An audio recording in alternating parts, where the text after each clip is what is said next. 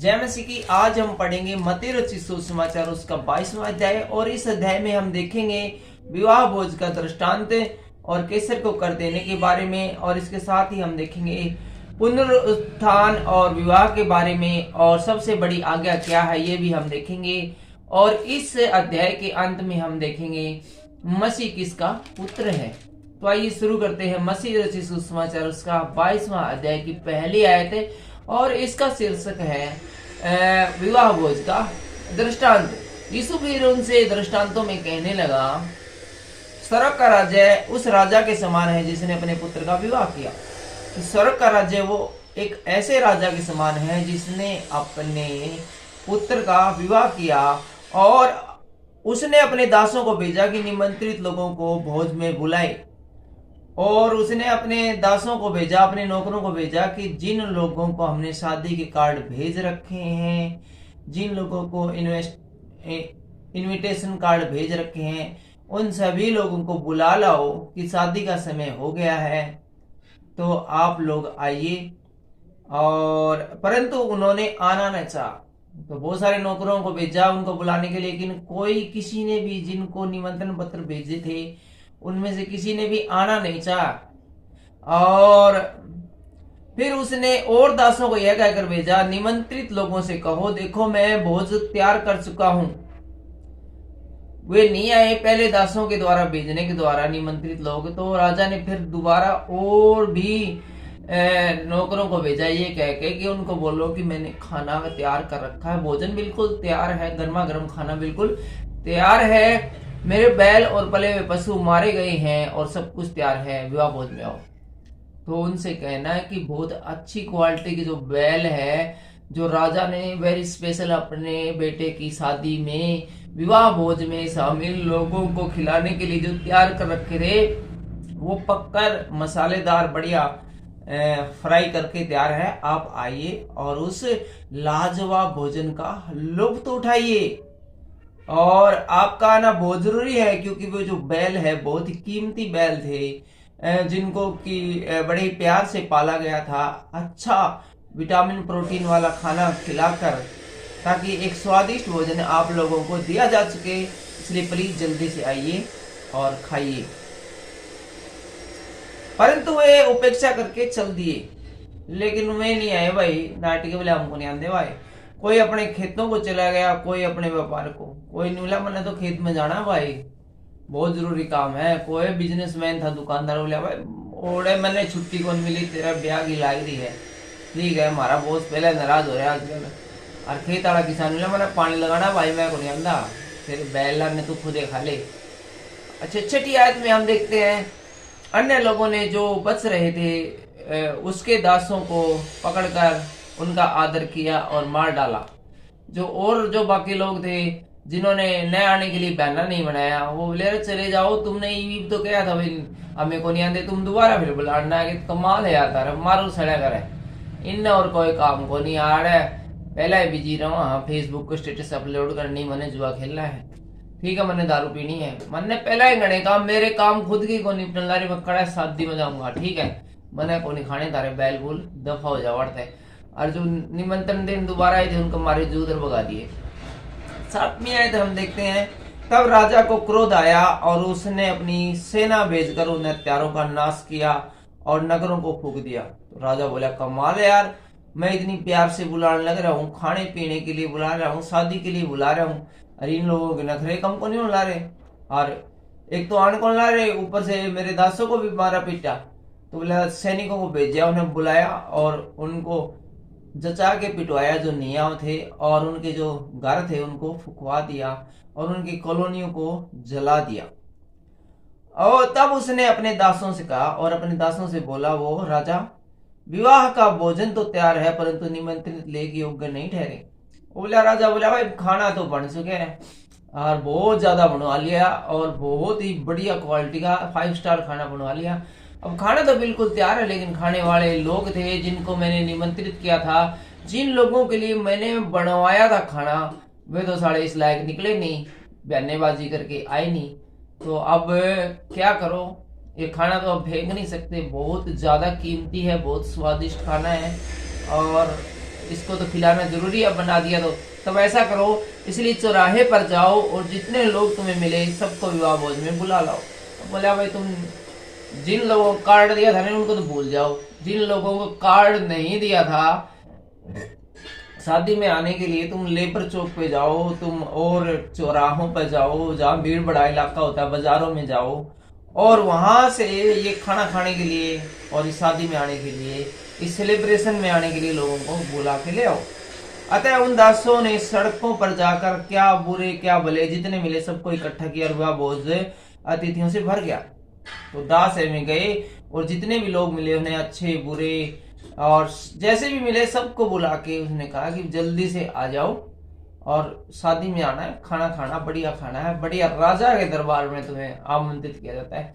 किसी राजा के की शादी में इनविटेशन मिलना किसी के लिए एक बड़े ही सम्मान की बात है। और ऐसे लोगों को इनविटेशन मिला जिनको कोई पूछता भी नहीं था और जो सम्मानित नहीं थे समाज में। और राजा की जो शादी में आमतौर पे सम्मानित लोग भी आते हैं और ऐसे लोगों को जब मौका मिला कि राजा की शादी में आने वाले तो तुरंत दौड़ पड़े और विवाह भोज में शामिल हुए और शादी में शामिल हो गए। जब राजा अतिथियों को देखने भीतर आया तो उसने वहां एक मनुष्य को देखा जो विवाह का वस्त्र नहीं पहने था। तो राजा को बड़ी नौकरों ने बताया कि जी पूरा पंडाल है वो मेहमानों से भर गया है, हमने बहुत सारे लोगों को जिनको पहले निमंत्रण पत्र नहीं भेजा गया था उनको बुला लिया है और बड़ी अच्छी महफिल सज रही है, डीजे पे बढ़िया गाने बज रहे हैं, लोग खा पी रहे हैं और डांस भी कर रहे हैं। तो राजा बोला बहुत बढ़िया भाई, मैं भी देख के आता हूँ क्या प्रोग्राम चल रहा है। तो राजा जब उनको देखने आया मेहमानों को तो उसने देखा कि सब लोग तो बढ़िया नहाए धोए हुए एकदम फेयर एंड क्रीम लगा के आ रहे हैं, लेकिन एक व्यक्ति है वो न्यू फटे पुराने से कपड़े पहन रहे हैं, न्यू आ गया वो। तो राजा उसने उससे पूछा, तो राजा उसने बोला वो राजा भाई, हे मित्र तू विवाह का वस्त्र पहने बिना यहाँ क्यों आया? तो बोला भाई जब सारे लोग हैं वो शादी के कपड़े पहन के आ रहे हैं, नए कपड़े पहन के आ रहे हैं, तो तुम सीधा मुंह उठा के क्यों आ गया? तुम तो मुंह भी नहीं धोया। उसका मुंह बंद हो गया। जब राजा ने अचानक से ये सवाल किया तो वो बेचारा डर गया और कुछ कौन बोला। राजा के सामने कौन बोल सकता है और अचानक से कोई सवाल करे तो उसका जवाब तो वैसे ही नहीं मिलता। वो एक बिल्कुल बेचारा चुप हो गया। तब राजा ने सेवकों से कहा इसके हाथ पांव बांध कर इसे बाहर अंधेरे में डाल दो, वाराना और पीसना हुआ। तो राजा सैनिकों में बोला इसने यहाँ से उठा के और घर से बाहर कर दो, क्योंकि यहाँ पर है शादी के लिए आए हैं, सेलिब्रेशन के लिए लोग आए हैं, ठीक है। और सेलिब्रेशन के लिए लोग आए हैं तो ये बहुत ज़रूरी है कि उस सेलिब्रेशन के लिए जो बेसिक चीज़ें होती हैं, जो बेसिक कपड़े होते हैं, नहाना धोना होता है, वो करके आए। ऐसे ही नहीं मुँह उठाए और आ गए हैं, क्योंकि बुलाए हुए तो बहुत है परंतु चुने हुए थोड़े, ठीक है। तो यीशु मसीह ने कहा कि बुलाए हुए तो बहुत है परंतु चुने हुए थोड़े हैं। इसका क्या मतलब हुआ कि हम लोग हैं वो सब के सब है, जितने भी इस दुनिया के अंदर हैं सब के सब हैं, आमंत्रित किए गए हैं, सबके सब टोटली सबके सब आमंत्रित किए गए हैं स्वर्ग में जाने के लिए, ठीक है। लेकिन सब लोग उसमें प्रवेश नहीं कर पाएंगे और सिर्फ वही लोग परमेश्वर के राज्य में स्वर्ग में प्रवेश कर पाएंगे जो कि वचन के साथ चलते हैं और जैसा यीशु मसीह ने जीवन यापन जिया उसको फॉलो करते हैं और यीशु मसीह को अपना परमेश्वर मानते हैं और ठीक समय पर बपतिस्मा लेकर यीशु मसीह को अपना मुक्तिदाता स्वीकार करते हैं। और आगे हम आ गए हैं 15वीं आयत में और यहाँ पर कैसर को कर देने के बारे में हम पढ़ेंगे। वीडियो आपको अच्छा लग रहा हो तो आप इस वीडियो को लाइक कर सकते हैं और चैनल पर नए हैं तो आप चैनल को भी सब्सक्राइब कर सकते हैं ताकि ऐसे ही वीडियो सबसे पहले आपके पास पहुंच सके। आइए हम देखते हैं कैसर को कर देने के बारे में 15वीं आयत से। तब फरीसियों ने जाकर आपस में विचार किया कि उसको किस प्रकार बातों में फंसाए।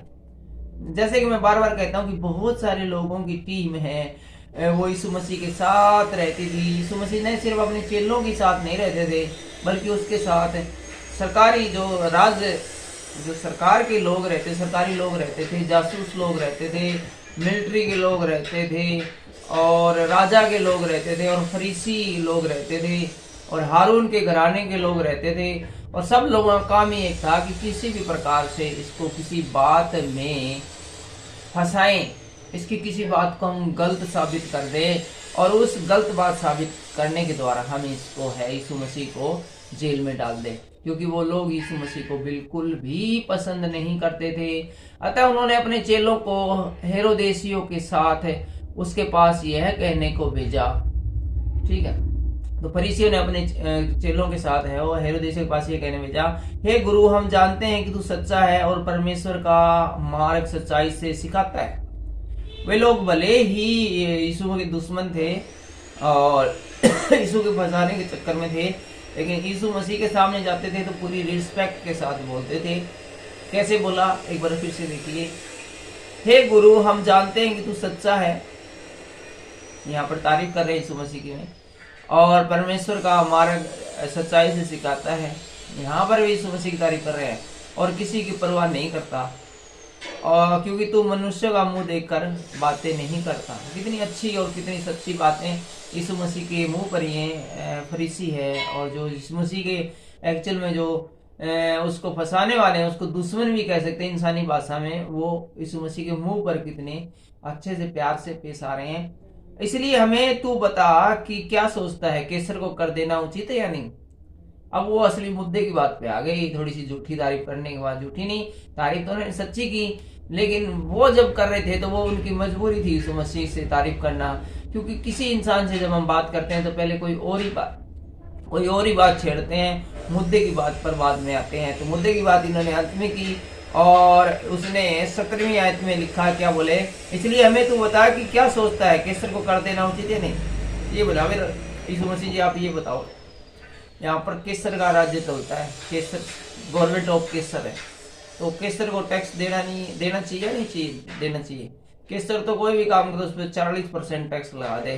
किसी ने 100 रुपये कमाए तो 100 के 100 और मिल दे, उन्हें 40 रुपये वाले टैक्स दो केसर का, क्या मतलब है भाई, 60 बचे। तो आप बताओ, ये जो लूट मार चल रही है, इतना टैक्स ले रहा है, ये देना चाहिए कि नहीं देना चाहिए। अब वो उसको यीशु मसीह को उलझाना चाहते थे, फंसवाना चाहते थे, ताकि यीशु मसीह इनकार करे और वो राजा को बुला के बोले कि यीशु मसीह तो लोगों को बहका रहा है, ये तेरे खिलाफ भड़का रहा है, कि वो बोल रहा है कि लोगों को कैसर को टैक्स नहीं देना चाहिए। इसलिए इन्होंने बड़ा ही एक सोच समझ कर सवाल किया यीशु मसीह से कि कैसर को कर देना चाहिए या नहीं देना चाहिए। 18वीं आयत में लिखा है, यीशु ने उनकी दुष्टता जानकर कहा, हे कपटियों, मुझे क्यों परखते हो। यीशु मसीह को पता था वो कैसे लोग हैं। एक्चुअल में जो उन्होंने थोड़ी देर पहले तारीफ करी थी, वो सब झूठी अपने मुंह से, उनकी मजबूरी थी तारीफ करना, और उन्होंने कहा, हे कपटियों, मुझे क्यों परखते हो। तो बोले, अभी तुम इतने गंदे लोग हो और मुझे क्यों परखते हो, मेरी क्यों तुम बार बार परीक्षा लेते हो। टैक्स का सिक्का मुझे दिखाओ, जो कर का सिक्का मुझे दिखाओ। अपना जो सिक्का है, जैसे भारत में होते 5 रुपए का, 2 रुपए का, ऐसा सिक्का उनके पास था, वो मुझे दिखाओ। तब वे उसके पास एक दिनार ले आए। दिनार जैसे भारत में पैसे कहते हैं, तो वहां पर उसका नाम दिनार है। जैसे यूके और यूएस में सेंट बोलते हैं, ऐसे ही जो खुले पैसों को, सिक्कों को। उस यीशु ने उनसे पूछा, यह छाप और नाम किसका है। तो उन्होंने बोले, भाई जो सिक्का तुम ले आए, तो सिक्का देखो, इस सिक्के के ऊपर नाम और फोटो किसका है। तो उन्होंने उससे कहा, केसर का। तो वे जो उसको फंसाने थे, बोले केसर का है। तब यीशु ने कहा, जो केसर का है वह केसर को, और जो परमेश्वर का परमेश्वर को दो। तो वो बोले, यीशु मसीह, तो जब इसका फोटो केसर का है तो टैक्स भी केसर को ही दो। जो केसर का वो केसर को दो, जो परमेश्वर का है वो परमेश्वर को दो। यह सुनकर उन्होंने अचंबा किया और उसे छोड़कर चले गए। उन्हें यीशु मसीह से ऐसे उत्तर की आशा नहीं थी, इसलिए ऐसे उत्तर जब यीशु मसीह ने दिया तो वो काफी अचंभित हुए और तुरंत वहां से भाग गए। और अब आ गए हैं 23वीं आयत में, और यहाँ पर पुनरुत्थान और विवाह के बारे में बताया गया। पुनरुत्थान और विवाह के बारे में बताया गया है। और इसमें देखते हैं हम 23 में ऐसे, उसी दिन सदुकी जो कहते थे कि मरों का पुनरुत्थान है ही नहीं, उसके पास आए और उनसे पूछा। सदुकी एक प्रजाति थी, जाति के लोग उसके पास आए जिनका विश्वास था कि पुनरुत्थान है ही नहीं। पुनरुत्थान माने जो कुछ भी है इसी मान ले के पृथ्वी पर है, एक बार जन्म ले लिया, मर गए, बात खत्म हो गई, पुनर्जन्म जैसी कोई चीज है ही नहीं। उन लोगों का ऐसा विश्वास था और वो यीशु मसीह के पास आए। हर प्रकार के लोग यीशु मसीह के पास आते थे और सवाल पूछते थे और फिर जलील होकर जाते थे, क्योंकि उनके सवाल ही ऐसे थे कि वो चाहते थे। एक, मैं आगे बढ़ने से पहले माफी चाहूंगा, थोड़ी सी और बात करना चाहूंगा। किसी भी सवाल के ना 3 जवाब होते हैं। किसी भी सवाल के 3 जवाब होते हैं। एक जवाब वो होता है जो कि सही जवाब होता है। कोई सवाल है, उसका एक जवाब वो होता है। जब मैं किसी से सवाल पूछता हूं तो उसका सही जवाब, मैं मान लो मैंने ये शर्ट पहनी है, नहीं पहनी है, ठीक है, तो मैं किसी दोस्त को जाके बोलूं मैं ये कैसा लग रहा हूं, तो इसका जो सही जवाब है ना, वो तो है भाई अच्छा लग रहा है या फिर अच्छा नहीं लग रहा है। ठीक है, ये है एक्यूरेट। अब सपोज करो अच्छा नहीं लग रहा हूं, लेकिन वो दोस्त यही कहेगा कि अच्छा लग रहा है। ठीक है, एक तो सवाल हो गया यही जो सही जवाब है। दूसरा, वो जो पर्सन पूछता है वो जो उसका जवाब चाहता है। अब मैं किसी से पूछता हूँ ये शर्ट कैसी लगी, तो मैं अपने दोस्त से पूछता हूँ तो मुझे 95% यही जवाब चाहिए कि अच्छी लग रही है, चाहे कितने भी गंदा लग रहा हो। तो मैं अपने दोस्त से पूछूँ ये शर्ट कैसी लग रही है, तो वो यही जवाब देगा अच्छी लग रही है। ये मैंने सवाल पूछा कैसी लग रही है, तो इसका एक्यूरेट जवाब तो ये है कि अच्छी नहीं लग रही है, यदि नहीं है तो। और मैं जवाब चाहता हूँ क्या, दूसरा जो उत्तर है वो ये है कि वो बोले कि अच्छी लग रही है। ठीक है, तो 2 प्रकार के जवाब ये हो गए। और तीसरे प्रकार का जवाब है ये वो है जो सामने वाला देना चाह रहा है। अच्छी नहीं लग रही है, अच्छी लग रही है, या फिर उसकी नजर में उसकी सोच क्या है इसके बारे में वो। तो जो आमतौर पे जो सवाल कर रहे थे लोगों से कि केसर को कर देना चाहिए या नहीं देना चाहिए, वो इस जवाब की, तो मैं यही बता रहा था आपको कि वो जो लोग पूछने आए थे केसर कर देना चाहिए नहीं चाहिए, वो यही चाहते थे जवाब कि यीशु मसीह उनको बोले कि नहीं देना चाहिए, और वो उसको बातों में उलझाकर यीशु मसीह को राजा को पास ले जाए और राजा को बोले कि ये लोगों को बताता फिर रहा है कि केसर को कर नहीं देना चाहिए। चलिए हम आगे बढ़ते हैं और हम पढ़ रहे हैं पुनरुत्थान और विवाह। और 21वीं आयत में लिखा है, हे गुरु, मूसा ने कहा था कि यदि कोई पुरुष बिना संतान मर जाए तो उसका विवाह उसकी पत्नी से करके उसके भाई के लिए वंश उत्पन्न करे। अब हमारे यहाँ 7 भाई थे, पहला विवाह करके मर गया और संतान न होने के कारण अपनी पत्नी और अपने भाइयों को छोड़ गया। इसी प्रकार दूसरी और तीसरी ने भी किया और 7 तक यही हुआ। सबके बाद स्त्री भी मर गई, अतः जी उठने पर वह उन सब में से किसकी पत्नी होगी, क्योंकि वह सबकी पत्नी हो चुकी है। तो एक बड़ा ही कठिन सवाल है वो इन लोगों ने किया, और इनका विश्वास था कि पुनरुत्थान है ही नहीं और ये सदुकी थे।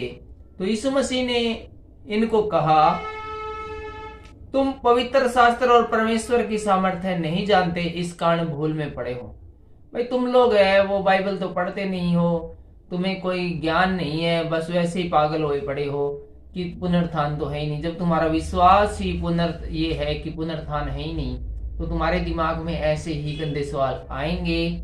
और 30वीं आयत में यीशु मसीह कहते हैं, क्योंकि जी उठने पर न विवाह होंगे और न विवाह में दिए जाएंगे, परंतु स्वर्ग में परमेश्वर के दूतों के समान होंगे।